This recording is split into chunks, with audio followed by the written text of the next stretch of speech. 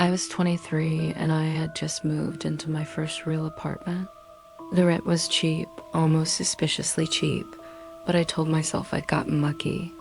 It was an older building, only 3 floors tall, with creaky stairwells and flickering hallway lights. My unit was on the second floor, small but cozy. For the first couple of weeks, everything was fine. I worked late shifts at a diner, so I usually came home around midnight. The halls were always quiet, and I hardly ever saw my neighbors. I liked it that way. But about a month in, I started noticing something strange. Almost every night when I'd walk up the stairs to my apartment, I could hear footsteps above me on the third floor. Slow, deliberate, pacing back and forth. At first, I brushed it off. Someone else was probably just up late. But one night I glanced at the tenant directory by the mailboxes in the lobby, and that's when I saw something that made my stomach twist. The entire third floor had been listed as vacant. I remember standing there, staring at the board, convincing myself I had misread it. Maybe one unit was empty, but not all of them. Except when I asked the landlord casually a few days later, he told me the third floor had been closed off for years due to water damage. No one lived up there. After that, I couldn't help but notice the sounds. Every night the pacing would start a little after midnight, right as I was getting home.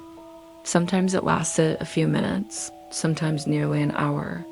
The more I listened, the more it unnerved me because the footsteps didn't sound random. They sounded like they were following a pattern, almost like whoever it was walking back and forth directly above my bedroom. One night I decided I needed proof. I sat in bed with my phone recording, staring up at the ceiling. Sure enough, right around 12:30, the footsteps began. The sound was faint but steady, like someone wearing heavy boots. I recorded a few minutes, then replayed it with the volume turned all the way up. You could hear it clearly. The steps, the pauses, the turning. And then something else. A low dragging sound, almost like furniture being pulled across the floor.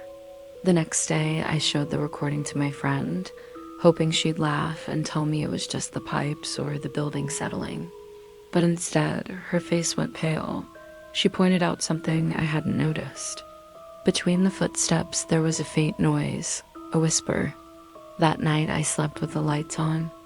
I tried to ignore it for a few more nights, until one evening after another late shift, I walked into the lobby and froze. The directory by the mailboxes had changed. Unit 3B, which had been marked vacant the week before, now had a name scratched in with pen.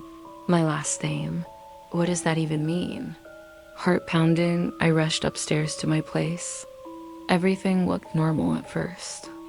I locked the door, double-checked the windows, tried to breathe. But when I stepped into my bedroom, I noticed something that hadn't been there before. On the inside of my window, written in condensation from the night air, were 2 words. Stay home. I didn't sleep at all that night. I packed a bag at dawn, called in sick, and stayed at my friend's place for the week. When I came back, the writing was gone, but I couldn't shake the feeling of being watched. I broke my lease a month later, losing nearly all my deposit, but I didn't care. I never wanted to see that place again.